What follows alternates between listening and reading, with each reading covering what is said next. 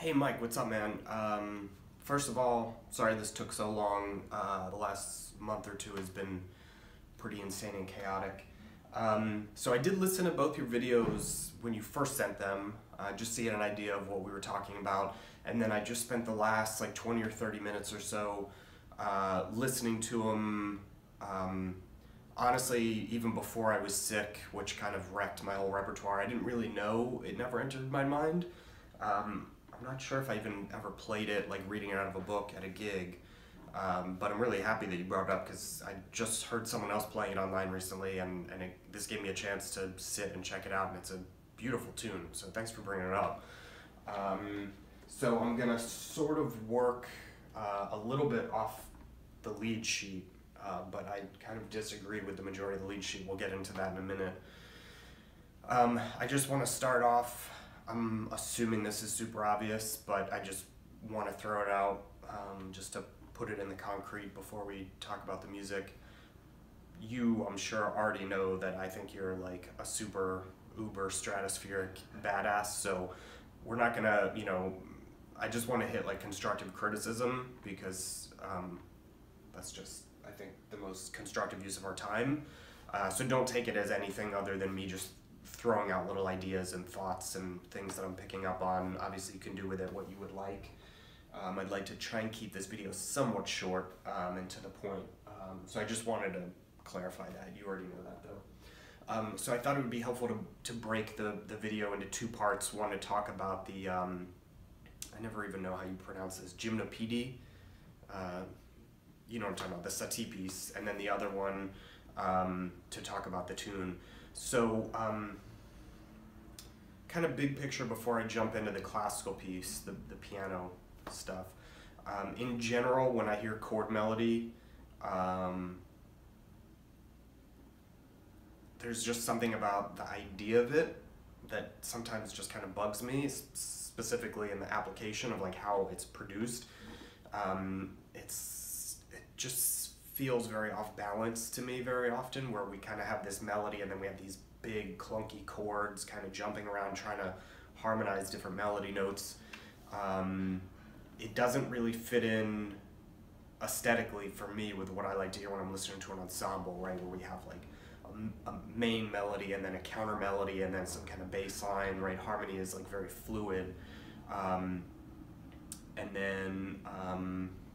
So generally speaking, what I'm about to talk about for both sections, the satie piece and the standard, this is kind of like across the board. So like you have really nice voicings, and I could definitely hear the melody as soon as I played it before I understood that it was those two different things put together. Like as soon as I heard it, I recognized the tune, but it did feel a little choppy.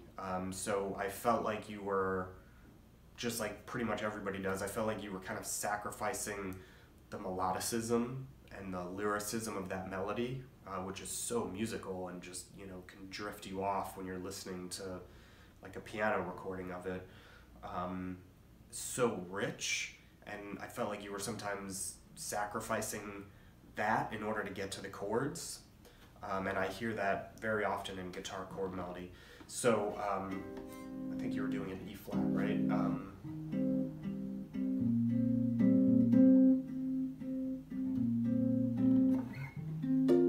So like right off the bat, I remember like when you first hit that, like the chord kind of, you hit it, but then the chord disappeared and everything kind of felt a little wonky. So what I would kind of recommend that you play with, not necessarily to change it, but just something to think about to give us more options, is to try and break this down and think of it more like an arrangement for a small ensemble, a small orchestra. And obviously that entire orchestra has to fit on the fretboard, so we're limited. But I would think of it in terms of having like a bass player, right, and then maybe like some bones or piano or something providing us the kind of middle voices.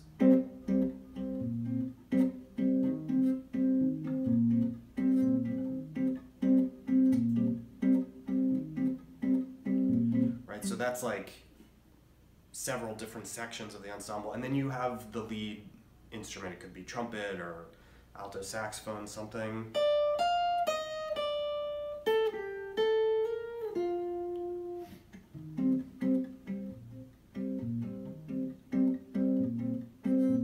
right? So that isn't necessarily exactly how I'd play it, but I would mess around a little bit first with just that, play the melody, like really decide how you want to phrase and articulate it to make it sound as musical as possible.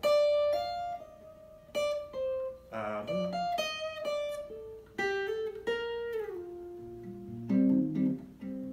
kind of get used to that idea of like a call and response. And then you can very easily bring the bass player back in underneath the melody.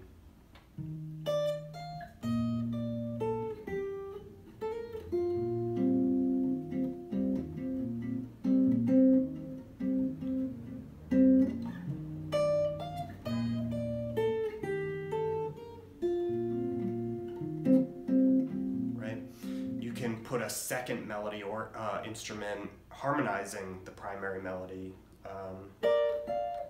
maybe in thirds.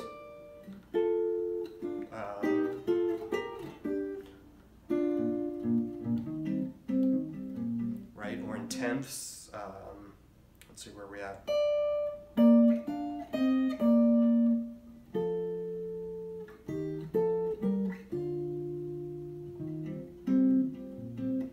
Kind of starts to give us options, or you could drop the melody down an octave.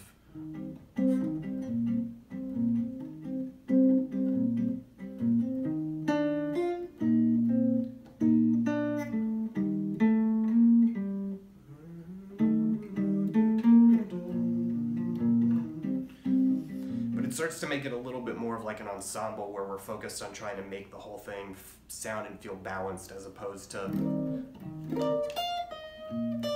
like jumping for things just to cram them in and fit them in. So I would recommend working on that a little bit.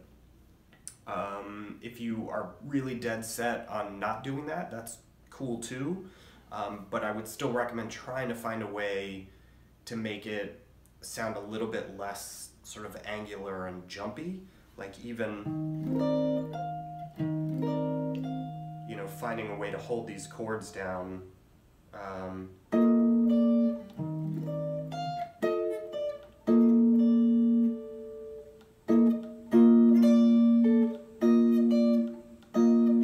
Find like almost like you were a classical player, like find the exact fingerings you would use.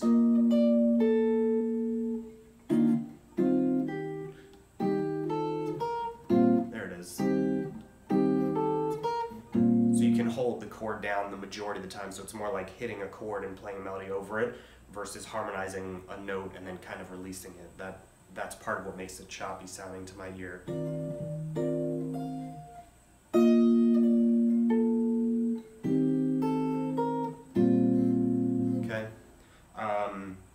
If you were going to play it straight up as a chord melody, I would definitely recommend like trying to find a way to finger the chords so that you can keep that harmony ringing out underneath the melody, because then it still gives us that sensation of an ensemble where you've got like padded chords with the melody sitting on top. But in my mind, I would rather listen to someone just play just like like a saxophonist just playing that melody standalone where it's pretty versus the melody kind of getting sacrificed a little bit to have a pseudo ensemble sound. Hopefully that makes sense. As far as the tune goes, generally when I learn a tune, I usually try and listen. I'm not an anti-real book guy. I do go to the real book, which is why I have it pulled up right here. But I try and listen to the original, which I actually didn't do yet for this one, but I did do the other two things. I kind of have like a 3-part listening assignment for myself. The original is always great, and then I always try and check out the Frank Sinatra version and the Chet Baker version, because usually I can find pretty much everything I crave and want somewhere in the midst of those three, at least enough to get started. So right off the bat, I found, I listened to Frank's version just to get the vibe, but it was in, what key was it in? I think it may have been in your key. It may have been in E flat. The real book's in F, and Chet's version was in F, so I learned it in F. And I'm gonna talk through it in F, primarily because I just think not because it's in F in the real book, but because I actually think it sits really nicely on the fretboard in F, because we get really pretty, like, low tonic chord. So I'm going to talk through it in F. Obviously, some of this is going to work in E flat and some of it won't, which is why I like it in this key, because it just sits really nicely. So I would recommend maybe even changing the key of the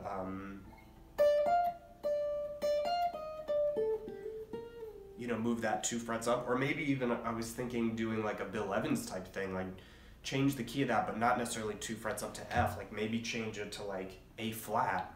Like, what was the tune he did that on? Days of Wine and Roses, I think that was it, right? Where he plays A and B in the key of F major, and then A and C in the key of A flat, I think is what he did. So that could be something interesting.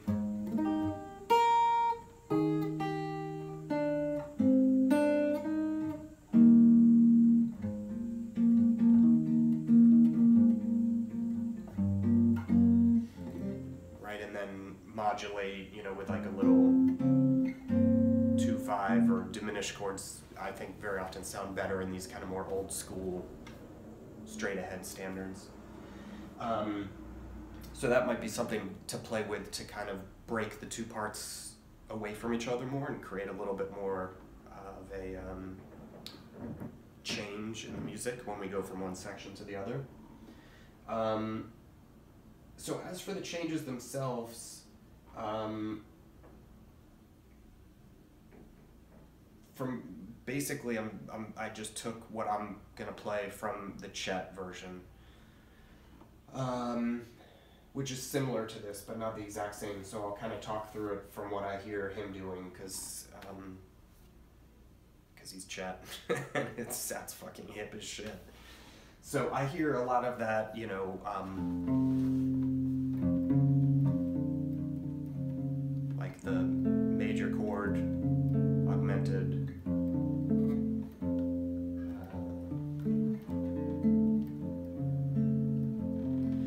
And that's written in on the chart, but then they start doing all these fancy substitutions and stuff. I don't hear pretty much any of those substitutions in Chet's version, so I'm not going to talk about them. That doesn't mean they can't work, but sometimes I think the hippest stuff is like the real stuff, like the old school stuff that these guys used to play before we wrote real books and tried to fancy everything up. So there's kind of two ways to go about this. Essentially, the entire first like 8 bars is this F augmented, F6, F augmented. Even though it only plays it out for the first 4 bars, I'm hearing him doing it the entire 8-bar section. So there's kind of 2 different things we can mess with here.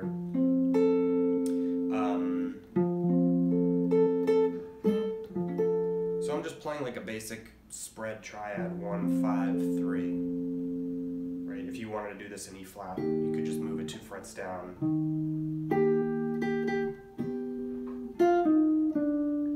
Okay, so the top note is obviously the melody note.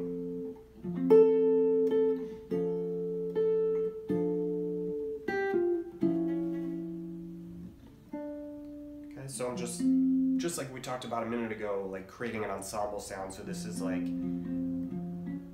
sort of the bass player and maybe some, you know, bone player kind of playing that chromatic line with the melody on top.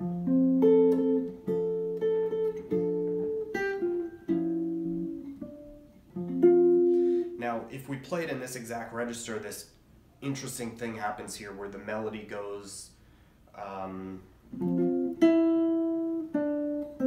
to the low, the C note. The C note in the melody is here, and the accompaniment, the middle voice, is now a half step above it. So that can cause a little bit of an oddity with this, but it's worth checking it out because it actually sounds kind of hip.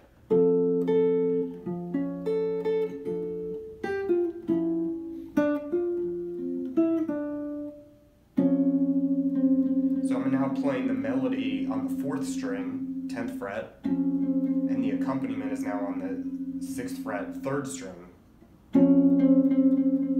That's the accompaniment melody. So that's sorry, I'm just getting over a cold. It doesn't happen very often, but it's a pretty cool sound where the voices kind of cross each other. It's sort of sometimes seen as like a no-no, but I think it's could be pulled off.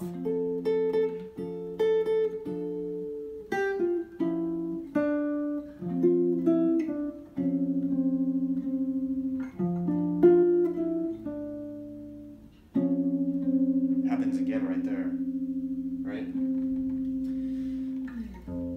So that's one option. The other is, and the other option actually has two different things we can do with it. One is we can keep it in the same position, but move the accompaniment, that chromatic line, down an octave.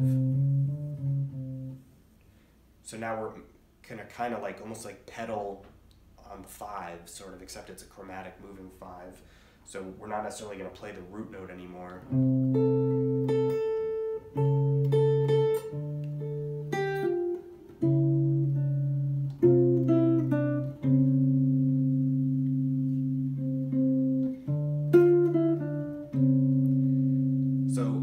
I think that sounds gorgeous, like, and there's so many ideas just here with these two ideas, these two notes, for really interesting chord substitutions, because now we've totally gotten away from that low F note, right? We're not doing that anymore. Like, this could be like F over C, D flat diminished, C minor, D flat diminished,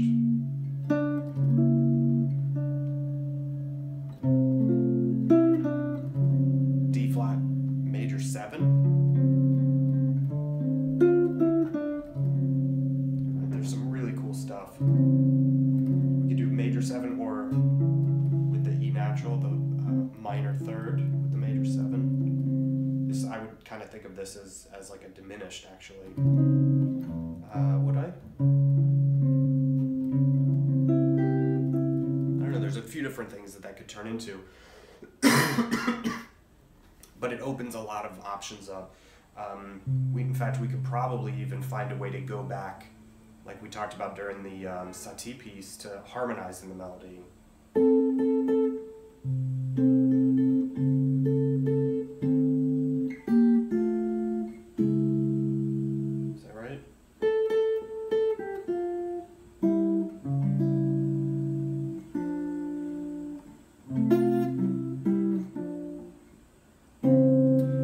Playing the melody, harmonizing it with sixths, and putting this chromatic bass line underneath it.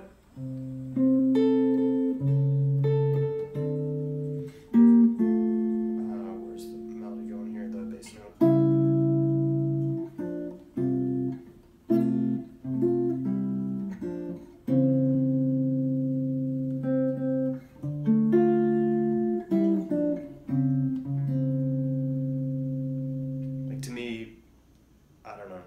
There's a sense of minimalism here that is very beautiful to me. We could also take this chromatic thing, and instead of putting it as like a pseudo bass line, we could put it back in the middle voice and have an F below it by moving it down here. This is really why I like this tune in F, and why I think you should experiment with it in F, because then we get this. Check this out.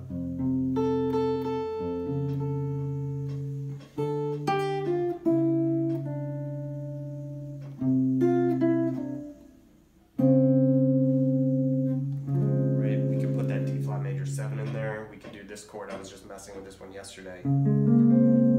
It's 4th fret, 6th fret, 3rd fret, 1st fret. It's a big jump, but it's reachable.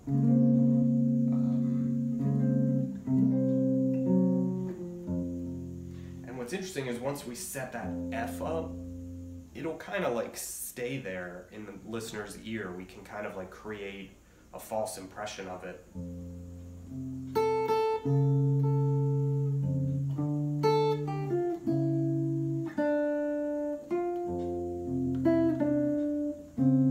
We don't have to hit it with every chord hit, but we can add it in if we want. So then it goes to the second 8 bars, which again I'm still hearing as that 5 augmented 5th, 6th thing.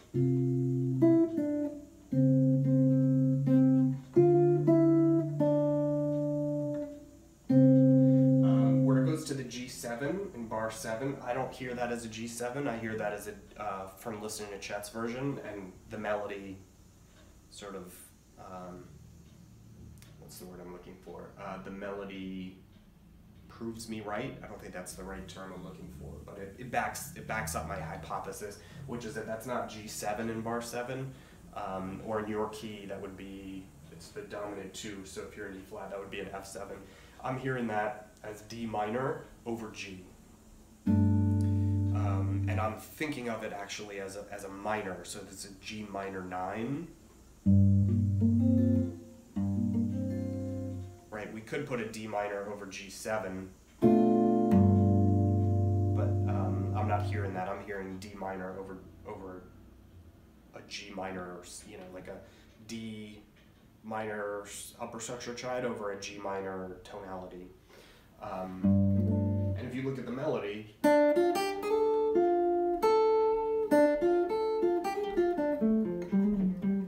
right, it's just straight.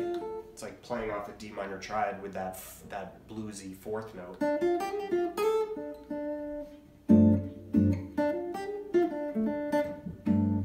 That's what I'm hearing.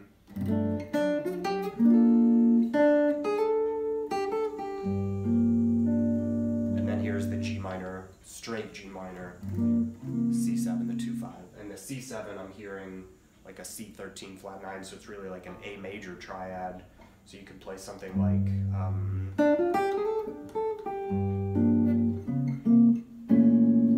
A major triad over B flat.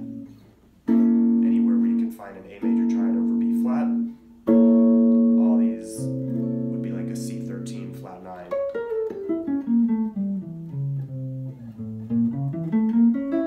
It's just an A major triad with a B flat added.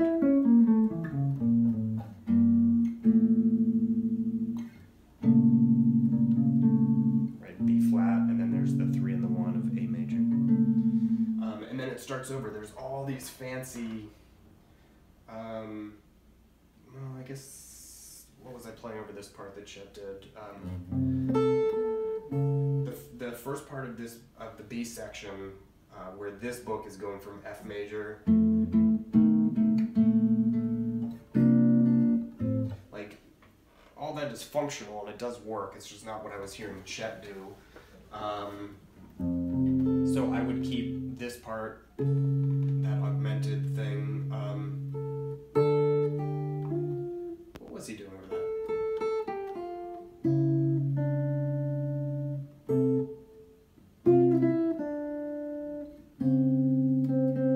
Yeah, all that is just the same chromatic thing in his version. And then here it changes a little bit.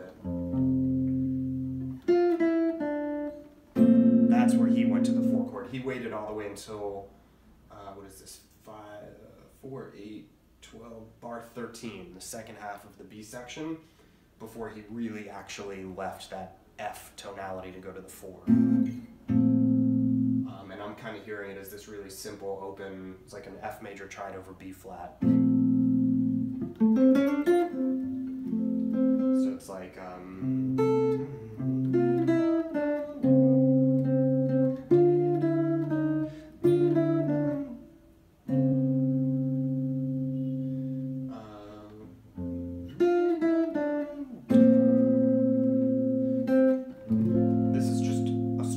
version of F major triad.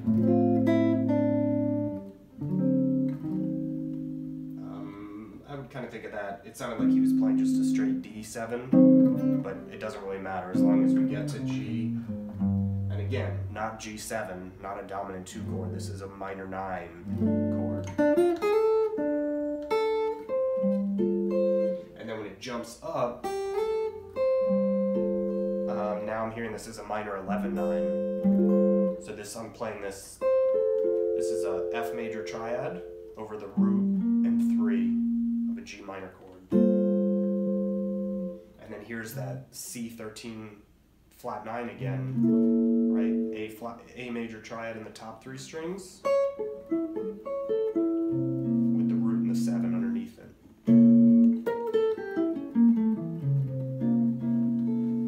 Okay, and then it changes a little bit, still very simple.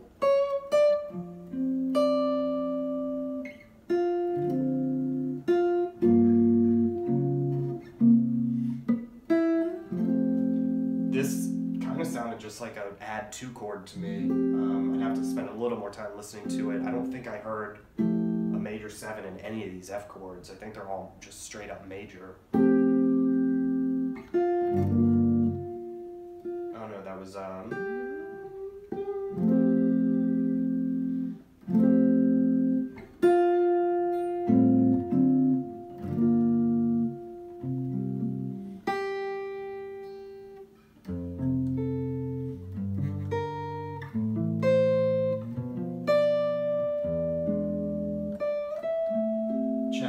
deviated from the melody here, but this is all, I mean, you know this stuff. 1, 2, 3, 2, 5 to the 3. And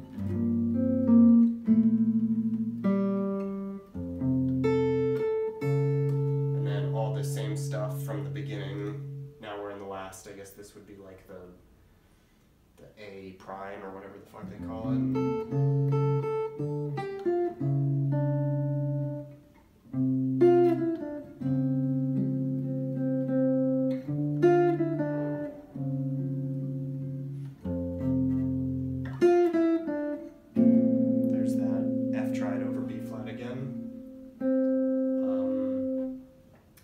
Actually heard this. This is the 1, 2, 3, 4. It's like the 5th to last bar, I guess. It's the 6th bar of this last section, which is like A prime. This real book has an E flat 7 chord moving to a D7 chord. I think in the Chet version it was just an A minor. Is what it sounded like. Everything was like super straight ahead in his version. Both work, obviously. They're both just trying to get us to the 6, right? So however we get there is fine.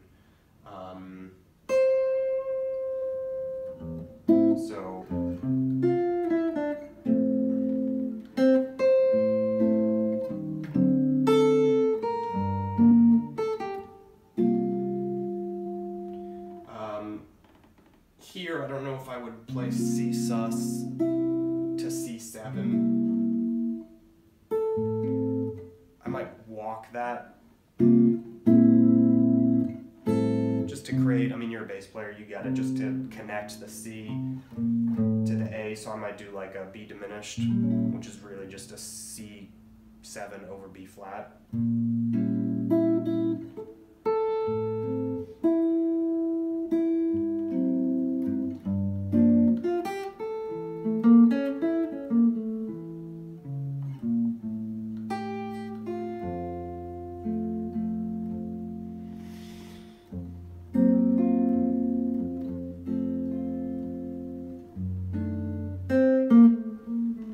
So that was my take on it. I don't know if that's exactly what you were hoping to find, but my breakdown of the tune, I know I was kind of analyzing the harmonic structure, but really along with that, what I was trying to show is some ways of getting away from being stuck inside of these big chord voicings. Like, it's cool to use big chord voicings sometimes, but you know, think about it sort of like an orchestra or a big band. Like, not every melody note, in fact not even like every phrase, is going to have like a huge big band hit where like everybody's spread out all over the register of the ensemble. You know, you're going to have like solo melody lines with a bass player underneath it. You're going to have a solo melody line with maybe 2 or 3 harmony voices like playing in harmony with it.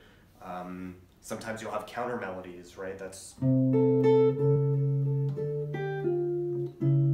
really what we're doing when we play something like that, is creating 2 melodies at the same time. And a lot of times I find that the simpler the structure that we let ourselves deal with, the easier it is to access that stuff. Because then when you put in like a bigger chord, now there's like a frame of reference for it.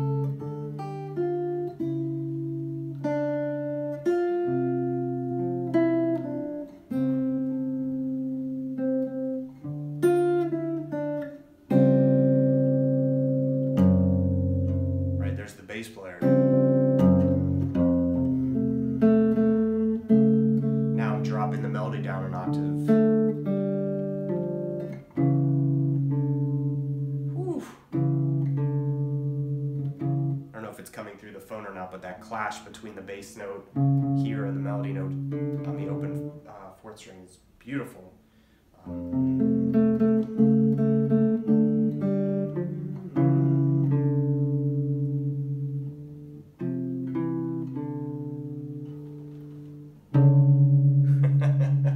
Doesn't always work in every octave, but I just think it's helpful to step back away from the chord voicings, because they can sometimes be like prison cells. Like once you find a voicing that works, you're like trapped.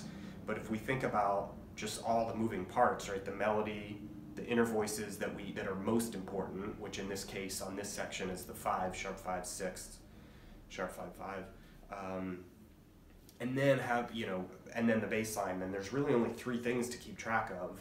And as long as we're playing at least 1 or 2 of them, it'll sound musical, and it gives it a chance for things to breathe.